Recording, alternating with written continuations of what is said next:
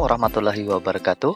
Jumpa lagi di channel Tutor Daring, channel yang selalu memberikan informasi dan pengetahuan seputar dunia pendidikan. Kali ini bersama kakak kita akan mempelajari tentang limbah. Ini adalah materi IPA untuk SMK kelas 10. Baik, sebelum lanjut, silakan kita lihat cuplikan berikut ini.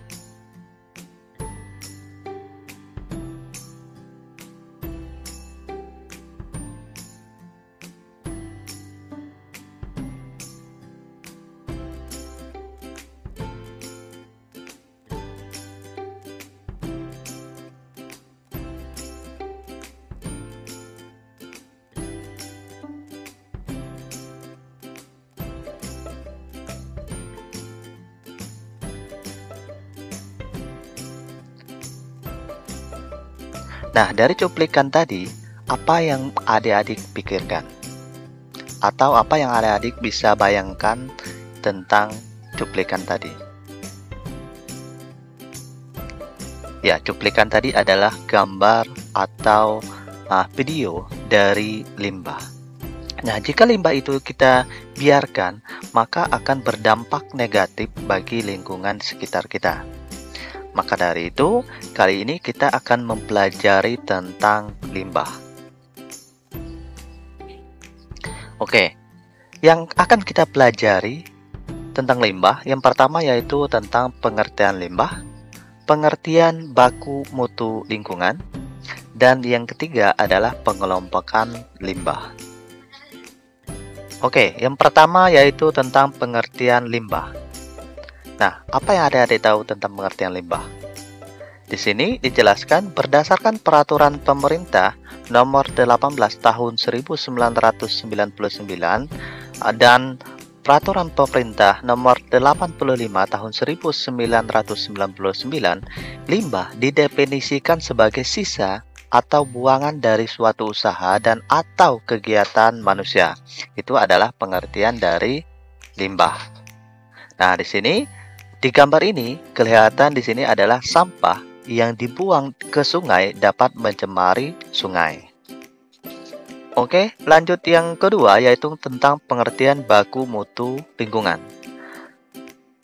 Nah, menurut Undang-Undang RI nomor 23 tahun 1997 tentang pengelolaan lingkungan hidup mendefinisikan baku mutu lingkungan sebagai ukuran batas atau kadar makhluk hidup, zat, energi, atau komponen yang ada atau harus ada dan atau unsur pencemar yang ditenggang keberadaannya dalam suatu sumber daya tertentu sebagai unsur lingkungan hidup.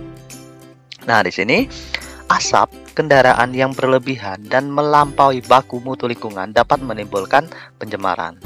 Jadi baku mutu ini adalah batas maksimal suatu limbah ada di lingkungan.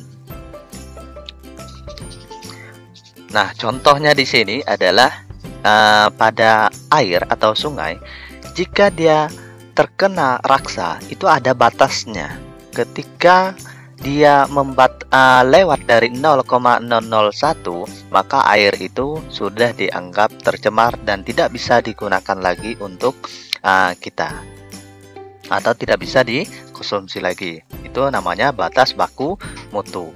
Begitu juga yang lain. Jika sudah melewati batas baku mutu, maka itu sudah dikatakan tercemar, gitu ya. Oke, kita lanjut yang berikutnya yaitu tentang pengelompokan limbah. Yang pertama yaitu jenis senyawa. Nah, berdasarkan jenis senyawa, bahwa limbah ini terbagi menjadi dua, yaitu organik dan anorganik. Sedangkan berdasarkan wujudnya, limbah ini terbagi menjadi tiga, yaitu cair, padat, dan gas. Berdasarkan sumbernya, itu terbagi menjadi 6, yaitu domestik, industri, pertanian, pertambangan, rumah sakit, dan hotel. Dan yang terakhir yaitu pengelompokan limbah, yaitu bahan berbahaya dan beracun atau biasa disebut dengan limbah B3. Nah, limbah yang dibuang sembarangan ini dapat membunuh makhluk hidup. Oke, pengelompokan limbah yang pertama yaitu berdasarkan senyawanya, bahwa limbah ini terbagi menjadi dua, limbah organik dan limbah anorganik. Apa itu limbah organik? Nah, limbah organik ini merupakan limbah yang berasal dari makhluk hidup dan mudah membusuk.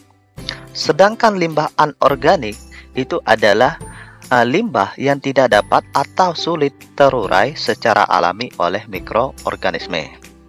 Nah, di sini contohnya adalah kulit pisang dan sisa sayuran termasuk limbah organik karena mudah terurai. Sebenarnya secara senyawanya bahwa limbah organik ini adalah limbah yang mengandung senyawa karbon. Sedangkan limbah anorganik itu adalah limbah yang tidak memiliki senyawa karbon. Itu berdasarkan senyawanya sebenarnya. Tetapi di lapangan atau secara teknis, orang itu membedakan bahwa limbah organik ini adalah limbah yang mudah membusuk. Sedangkan limbah anorganik adalah limbah yang sulit membusuk. Ya. Oke. Contoh dari limbah anorganik ini adalah misalnya besi, tembaga, dan lain sebagainya. Lanjut berikutnya, pengelompokan limbah berdasarkan wujudnya itu terbagi menjadi 3 tadi, limbah cair, limbah padat, dan limbah gas. Apa itu limbah cair? Nah, limbah cair adalah segala jenis limbah yang berwujud cairan, baik berupa air, beserta bahan-bahan buangan lain yang tercampur atau tersuspensi maupun terlarut di dalam air. Nah, misalnya bekas deterjen itu ketika dia sudah tercampur dengan air, maka ini disebut limbah cair gitu ya. Sedangkan limbah padat ini yang biasa kita sebut dengan sampah, yaitu limbah yang berwujud padatan yang biasa kita lihat sehari-hari ya, atau biasa disebut dengan sampah. Sedangkan limbah gas adalah unsur-unsur gas atau partikel kecil yang dibuang ke udara sebagai hasil dari pembakaran atau pembuangan. Contoh di sini adalah asap, itu mengandung berbagai macam gas partikel kecil ya. Habis itu asap kendaraan motor, asap kendaraan pabrik, dan lain sebagainya. Itu masuk ke dalam limbah gas. Oke, berikutnya pengelompokan limbah berdasarkan sumbernya. Yang pertama adalah limbah domestik. Apa itu limbah domestik? Jadi limbah domestik ini adalah limbah yang berasal dari kegiatan di pemukiman penduduk, rumah tangga, dan kegiatan usaha seperti pasar, restoran, dan gedung perkantoran. Nah, sedangkan limbah industri ini merupakan buangan hasil proses industri. Jenis limbah yang dihasilkan bergantung pada jenis industrinya. Terus limbah pertanian ini adalah berasal dari daerah pertanian atau perkebunan. Nah, limbah daerah ini terutama berupa senyawa-senyawa anorganik dari bahan kimia yang digunakan untuk kegiatan pertanian. Misalnya di sini adalah pestisida termasuk limbah pertanian. Oke, lanjut berikutnya ini adalah pengelompokan limbah berbahaya ya, atau biasa disebut dengan limbah B3. Sedangkan definisi bahan berbahaya dan beracun B3 menurut peraturan pemerintah RI nomor 18 tahun 1999 tentang pengelolaan limbah bahan berbahaya dan beracun, ini adalah sisa suatu kegiatan yang mengandung bahan berbahaya dan beracun yang karena sifat atau konsentrasinya baik secara langsung maupun tidak langsung merusak lingkungan hidup, kesehatan maupun manusia. Nah, contoh di sini adalah sisa buangan baterai. Nah, di sini baterai tidak boleh dibuang sembarangan karena termasuk limbah B3 atau limbah beracun. Baik dia misalnya bahan-bahan kimia lainnya yang masuk ke dalam beracun itu cara pembuangannya itu tidak bisa sembarangan karena bisa mengakibatkan kerusakan lingkungan ataupun makhluk hidup yang berada di lingkungan tersebut. Oke, cukup sekian dulu pembahasan kita kali ini. Walaupun sedikit, Kakak harap bisa menambah pengetahuan kita semua mengenai limbah. Oke, untuk tugas terakhir, Kakak ingin kalian sebutkan limbah B3 atau limbah beracun yang ada di lingkungan sekitarmu. Oke, itu aja. Semoga bermanfaat. Jangan lupa bagikan video ini kepada teman-temanmu. Semoga bermanfaat. Kakak Hairi. Assalamualaikum warahmatullahi wabarakatuh.